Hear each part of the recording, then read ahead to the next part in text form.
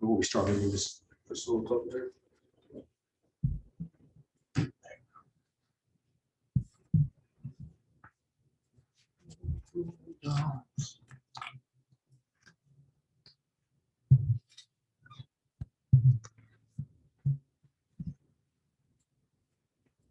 Okay, this is the introduction to season 3, episode 4 with Eric Burns. Episode 3, babe. It's episode 4. Can we verify? You got first one was AO1, Tomas, and then Eric Burns. But we put another season with Episode Tom. 4. You're right. 3. Part 3, episode 4. Right. Part 3. This is episode 4, part 3 of the Charge of Leadership. Hey everybody, welcome back to E14 Podcast. I'm Jamie Britt. And I'm Heath Britt. And together we're E14. And the views and opinions expressed in this podcast are those of our own and not the United States Navy or our respective commands. So take it or leave it. So we have a great show for y'all with Colonel Burns from Mars 4.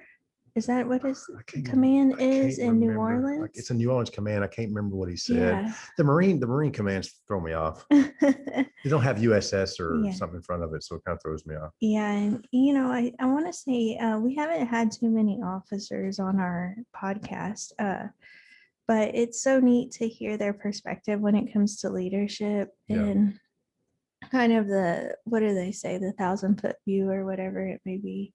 Some people increase it 10,000 feet. You get a couple 30,000 in there. I mean, he's an aviator, so I'm sure he's gone up to flight levels. Right. Flight level. He has a 30 or 40,000 foot view. For sure. But he gave us a great perspective on differences that the Marines have from the Navy, even though they are a department of the Navy. And we found out, as different as we think they are, we're not really all that different. Not really. A lot of the philosophies and the outlooks are very similar. Yeah. Leadership is leadership, I guess. No, a successful leader knows how to do it, whether they're in the Army, whether they're in the Navy, Marine Corps, Coast Guard, civilian world. Yeah. Good leader is a good leader. So please enjoy this episode, part 3 of the Charge of Leadership with our friend and Colonel Eric Burns. And our old neighbor.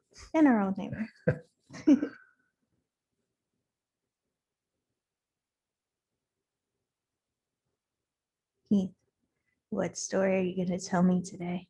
I'll leave it a secret. Oh, so I guess we'll have to go ahead and review our drinks before I get to know the story. Well, I think I already mentioned it in the episode with Colonel Burns, though. Oh, yeah. Yeah. Well, welcome to Cigars, Ports, and 7 Seas. Welcome. Where we review our alcoholic beverages, our cigars. Well, your cigar. You know what? I forgot to grab the cigar. And tales from the 7 Seas. I suck. And we will pause here from a word from our sponsor.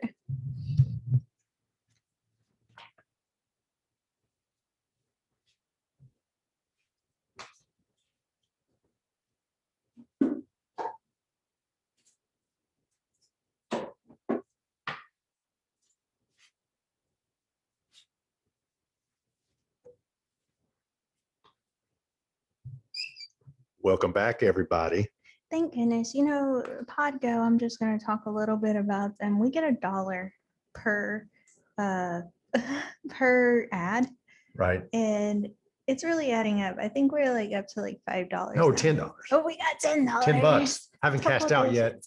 I'm holding out. So thanks so much for sponsoring us, Podgo. $1 adds up. It does. And these episodes, and I'll just be, take a little minute here. These episodes cost us about, I would say $30 to $35 per episode to publish. It's a good thing we're E14. Yeah. Yeah. So if we can make $1 back, hey. I'll take it. It only cost us $34. No, we could take it or leave it. I'm going to take it. Okay. So you got your cigar. I got it now. Yeah. Go ahead and talk about it then.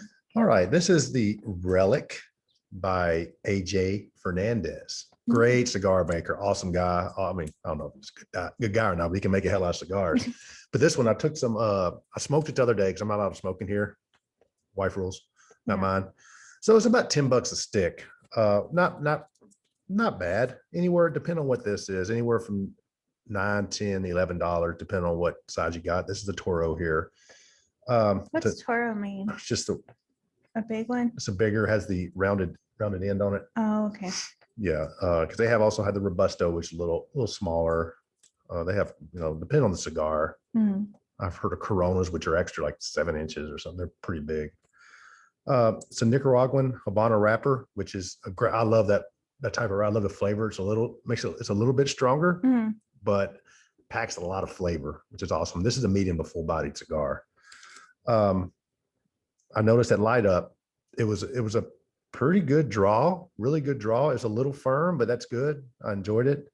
Light pepper on the retrohale and a woody kind of that's the tobacco has that woody flavor, but it's not overpowering. It's nice. It's nice. And in the first third, the light pepper continued with a slight coffee. Oh, wow. With the wood draw. It was good. It was good. And some spice. And then the third, a little sweeter, a little spicier. That coffee stuck around. But the thing about this, you got to smoke it slow. It likes to be smoked slow. You try to rush it. That coffee, you know how black coffee is kind of bitter? Yes. It gets bitter if you try to rush it. So just sit back. It took me about an hour and 15 minutes to smoke this. Oh, okay. I took my time. That's when you're out with the girls. Yeah. I took my time, enjoyed it, had a glass of a bourbon with it, and then just took my time. And it really was good. If you take your time, it's a great smoke. It's well worth the $10 price point on it. I really enjoyed it. It's a great cigar. And AJ Fernandez is a badass, so he does a good job on making his cigars. Oh, well, what type of bourbon did you? Let's talk about your drink. Well, okay. I am reviewing I've been so curious about this since they came out because I really like Crown Royal occasionally. My favorite is the apple flavor from our friends to the north in Canada. But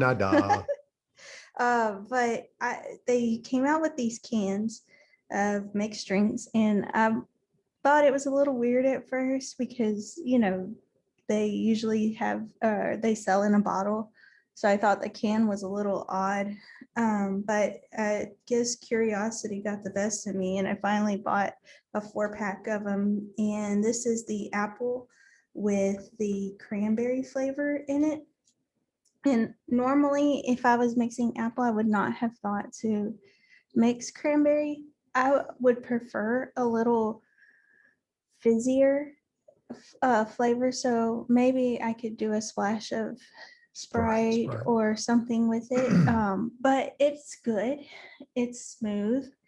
You can definitely taste the Crown apple in it. So it's not like a weird flavor. You definitely taste, the Crown coming through, and then just a little light flavor of the cranberry, so it's not overpowering, because sometimes cranberry can be a little bit, yeah, so it's not overpowering. You definitely get the Crown apple, but I prefer a little fizz. Okay, so you wouldn't, if you add a little Sprite to it, that would probably be a perfect. So it's not too tart, like you don't. I mean, there's a little fizz in there of something, maybe some carbonation, but maybe because I typically drink my Crown with a little Sprite or soda, that I'm looking for more, and that could just be what I'm used to. Yeah, how's the flavor's okay though? The flavor is really good. That's good. I like it, and like I said, there's a little fizz. I just, in my personal taste, would prefer a little bit more of that bite from the carbonation. Yeah, that little bite. It does, like drinking like a soda or something, you get that little bite. Yeah, I know what you're saying. It does. I like that too. Yeah, this is like a 50% bite. yeah, you're not getting a full bite, right? Yeah, if that's a thing. I'll allow it. All right, talk about me. Go ahead. What I'm drinking. I'm going to talk about it a little bit. Knob Creek. It's the single barrel reserve, 9-year aged. Tell you something about this. 120 proof. So to get you, you better watch it because it gets you where you want to be quick. And ladies and gentlemen, he's poured himself about a 3-ounce glass. So 2.5, or drink a half. 2.5 left. No. So, like we learned in the wild whiskey episode we did with Ian, that you sniff it first Mm-hmm. and breathe in a little bit. I get some brown sugar. It's pretty sweet, but not so sweet like a soda sweet. It's whiskey sweet, which is different. Brown sugar sounds good for Oh, a little bit of a whiskey. vanilla. Mm-hmm. Oh, let me take a sip.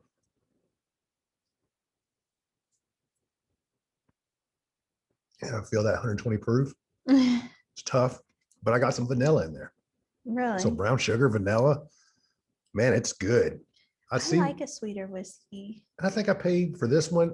This was a little higher end. Uh-huh. The single barrel reserve. Yeah, I think I paid $45-50. So, I mean, that's not bad for good whiskey. No, it's not. But as fast as you go through it, we need to go down to like the $20 bottles. Yeah, I start getting the airplane bottles. So here's the deal. I forgot to mention it's made in Kentucky, Claremont, Kentucky. Mm-hmm. Yeah, so it's 60% alcohol by volume, like 120 proof. And like our friend Ian mentioned, when it's made in the US, you know what goes into it. But when it's made in other places, like for example, this Crown, you don't know exactly what goes into it because It's blend. yeah, they don't have the same rules as we do in the States for Right. putting All that, yeah. putting yeah, the different. ingredients in there. Right. And this is a Kentucky straight bourbon whiskey. So Mm-hmm. it's really good. I recommend picking up a bottle if you hadn't already. Yeah. Pretty good. Enjoy it. Next week, I'm gonna do some homegrown shit though. Ooh. Yeah, I can't wait for that. What the hold out for that? I got as long as I can keep some in the house. I know.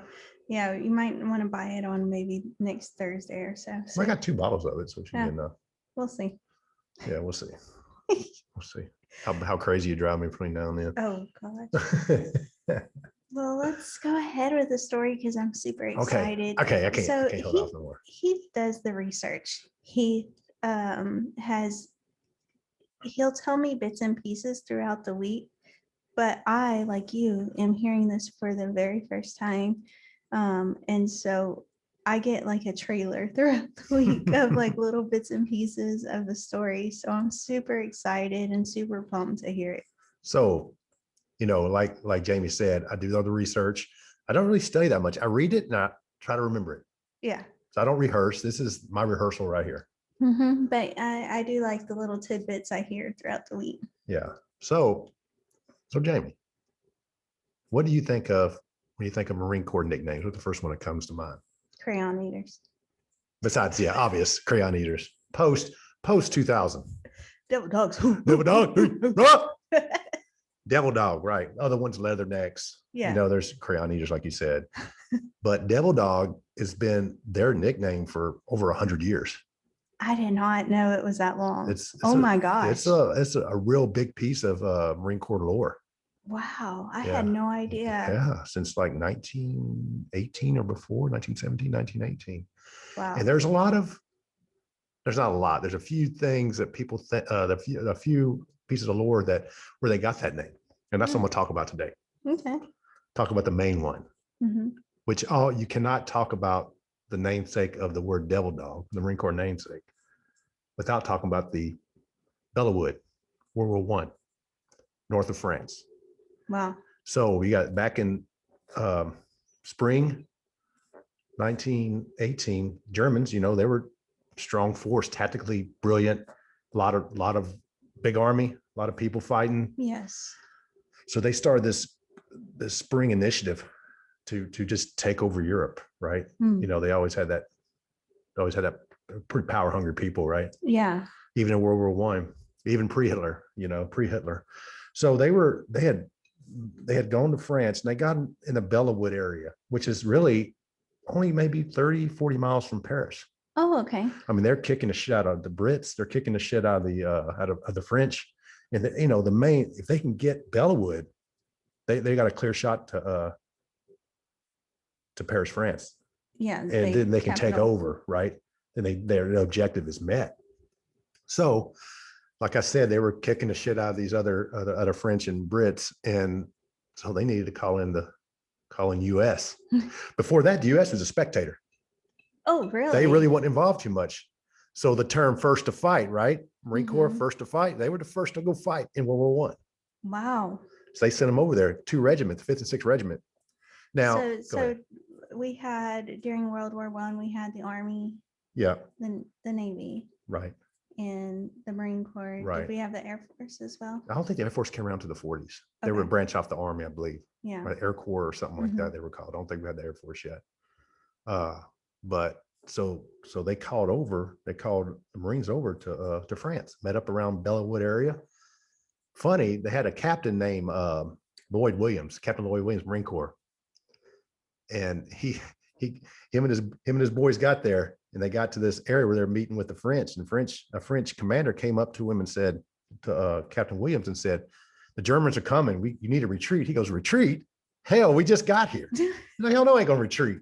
You think we're the U.S. Marine Corps, That would man? make such a good T-shirt. Oh yeah, nowadays. retreat. I'll be a good one. Hey, Will, Yeah. whiskey and Yeah, freedom. Whiskey and Freedom. We need that one. Yeah. Retreat. Hell, we just got here. So that's how they started, right? So they get their men in order, and it comes to fight. They get up there, and the French are astonished. So are the Germans about, guess what? How good these Marines could shoot. Well, they are first riflemen. They are first riflemen. They showed it. Now, before the 1870s, before the NRA came around, the National Rifles Association, Yes. it wasn't really about accuracy. Can you get rounds down range? And my research told me that after the NRA came and the Army and the Marines, when they started really concentrating on more accuracy, and the Marines were really a pioneer So back in that. in those days, it was just hope you hit something. You got to think just that shoot. the rifles weren't as accurate as they are, 20 or 30 years later. And the times of the Spanish-American War to the way we fought World War I was night and day. Machine guns weren't really a thing. They had all this advanced artillery for its time. So accuracy played a big part in using the old 1903, 1917 rifles. So they were knocking them down. They were knocking Germans down left and right. Wow. I don't think a German got closer than 200 yards at first. Wow. Because So they were just really good. They could shoot. There was only 2 regiments. There were only maybe 14,000 of them, because the Marines, a lot of their training is small. Yeah, Small, right? But move and shoot. Mhm. Don't occupy, move and shoot. So they were shooting the shit out of people. Germans were dropping like flies. But then they tried to advance the things of Germans. They were tactful, right? I said they were super tactful. They had these machine gun nests. So they had these holes in the ground with men with machine guns strategically placed. So they would knock one down. The Marines would knock one nest down, but there'd be another one come up and taking Marines out, Marines, taking French out, because the French were fighting with us. Mhm. There was a couple times the French retreated. The Marines were like, "Hey, where are you going?" So, It's not time yet. so the Marines were taking casualties. So they backed off, right? Yeah. So they had, Marines don't die. They go to hell and regroup, Mhm. right? So they regrouped, and they came and they were meeting a lot of force from the Germans, a lot back and forth. And finally, it was a foggy day, and they took that. The Marines took that as advantage. The Germans couldn't see them as good. Okay. So, but this was crazy because a lot of the fights were close combat, bayonets, Yeah. hand-to-hand combat. Which our Marines are definitely good at hand as well. Hand-to-hand combat using bayonets, but it was tough, but they advanced. Mhm. They advanced. In fact, and they had across this wheat field. They always talk about the wheat fields, a lot of wheat out there. And there was, I think there still is. Okay. And this gunnery sergeant, he was a non-commissioned NCO, Mhm. senior NCO. He was motivating his men. So he said something that just blew me away. Another thing, whiskey and freedom. You need to take this one too. Another T-shirt idea. So right before the charge, he goes, "Hey, you sons of bitches. Do you want to live forever? Or come on, you sons of bitches. Do you want to live forever?" Do you want to live forever? And then Sorry, Southers. he motivated to shut them. So they come and took it, right? Yeah. And they're still back and forth. Everybody's taking casualties, right? You talk about this went on a month from like June 1st to the 26th. This fighting was steady. But the thing, the Germans had been fighting for maybe a month before that, but they had a lot more people. I mean, they were tired. They've been fighting for a while. Yeah, but they had us in numbers. Tons more. I don't know exactly how many they had, but I know it was stated several times. The Marines and the French who fought with them were well outnumbered. Right. And the Marines, I think they would take, I'm sorry, excuse me. They would take casualties, but they would go back, regroup, and come back for more. And their thing was to get them back, push them back from Bellawood across the river is where they wanted to push them. Okay. And River, I believe the name of it was, so they wouldn't advance anymore toward Paris. So that's one of the reasons they got the names. So during these charges, a lot of times the Germans were using mustard gas. So in fact, remember the Captain Williams I told you about that said, "Hell, retreat, hell, we just got here." He died due to mustard gas and shrapnel wounds. Oh, wow. He ended up dying like 10 days into the fight or whatever because of mustard gas, because of his shrapnel wounds and everything else. So that's one of the reasons they got their name Devil Dog. And I know I told you the German name a million times. You remember what I said? No. Tice von Hound. Anyway, I'll find it. But anyway, so I keep forgetting. I suck at foreign languages. So as they were going up this hill, trying to take the Germans mustard gas. They had gas masks. Oh, God, they had gas masks on. So all the Germans saw was these crazy guys get shot at, sometimes on their hands and knees, trying to crawl up these hills. It was so steep. Yeah. Foam coming out of the side of their mouth from the mustard gas, bloodshot eyes, almost like they had rabies, right? Yeah. So they said the word. I'm gonna pull it up. They said the word. Let her say it. I'll let her say it. Yep. 1 second. Here it is right here. I'm gonna let her say it. Sorry, I think I'm on. There we go. Devil Dog. Teufelshund. Teufelsfund. Say it again. Teufelshund. Which loosely translates to devil dog. Wow. So they were seeing all these crazy looking bastards coming up after them, not stopping. No matter what they threw them, these guys were coming back, and they took them. And I heard that, like the German said, "Tai Hessam." No, that's not what they said. Okay, I'm gonna do it again. I suck at foreign languages, man. Colonel was good at it. Teufelshund. Yeah, they said that, and that coined the phrase. They were like devil dog, translate to devil dog. So the battle keeps going. They end up at the end, they were able to overtake the Germans. The remaining Germans were either POWs, got captured or killed. And back then, this was war. This was aggressive warfare. So they didn't take a lot of POWs during that battle. Yeah. Because it was so close combat. It was either you die or they die. It was a you or me thing. So they really did it with less numbers. A lot of like those good quotes, like what Captain Williams said, and then what Gunnery Sergeant Dan Daly said about, come on, you sons of bitches, Joe will live forever. Another one, Army General Pershing said, the world's most dangerous weapon is a Marine and his rifle. After that, because to these high generals, this was a very strategic battle. Very pivotal. Pivotal, right? Because Paris was the Mecca of Europe back then. Okay.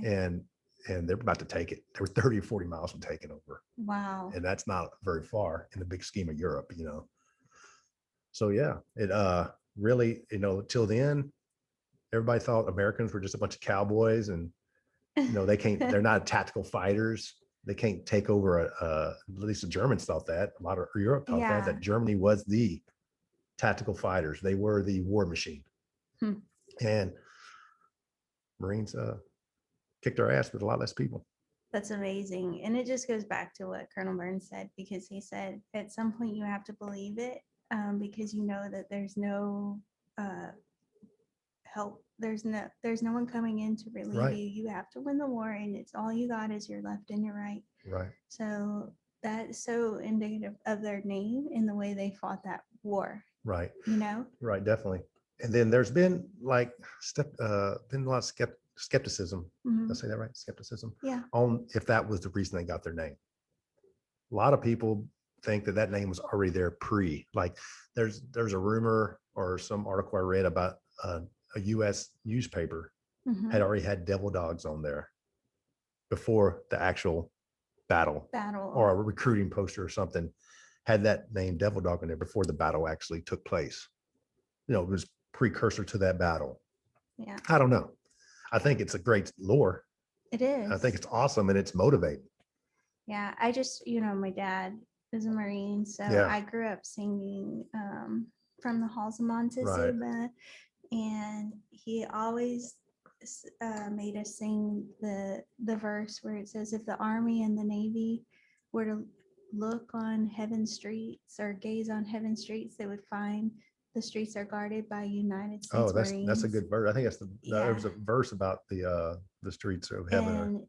And I tell you, and I've said this before, when you go out with a Marine out, into possible danger, I won't say that you feel comfortable. Nobody ever feels comfortable, but you know that those boys aren't going to give up. Like, no matter what happens, they got your back, even though you may not even know them, Yeah. And even as a Navy sailor, Yeah. we've gone out with them before, and you just know that no matter what happens, they got your back. They do. Yeah. They do. And what a great lore. You hear a lot of Navy lore, but I love the Marine Corps lore too. Yeah. It's cool stuff. It is. And it's about, maybe one day on another episode we'll do why they got the name Leathernecks or whatever, crayon eaters, but they're so necessary that we pick on them, and it's all fun and games because we need them. oh yeah, definitely. We as Department of the Navy, The men's department. we need them, and when it's all said and done at the end of the day, we're happy to have our Marine brothers. So here's to the Marine Corps. Hoorah. Hoorah. Also, I had this song. I'm not going to say Jamie might not play it. It's cool at the end. It's by a rock band called Sabaton. They have a song called Devil Dog. And it's the song is a history on the Battle of Bellwood. So what I'm going to do is give you about a 30-second view of it so that we don't hit any copyright laws, but please go look them up. Yeah, and YouTube, go up on YouTube. It's a great video too. A lot of good fight scenes in the video from it's a remaking of a war, but it's awesome. And the words are really freaking cool, especially if you're in the Marine Corps vet. It's a awesome song. And I've listened to it like 3 or 4 times already because I just love the words, and especially after reading the history of Bellawood, it just hits home. Yeah. So we'll leave you with that 30-second little tidbit and then go look it up yourself. And we wish you fair winds and following seas.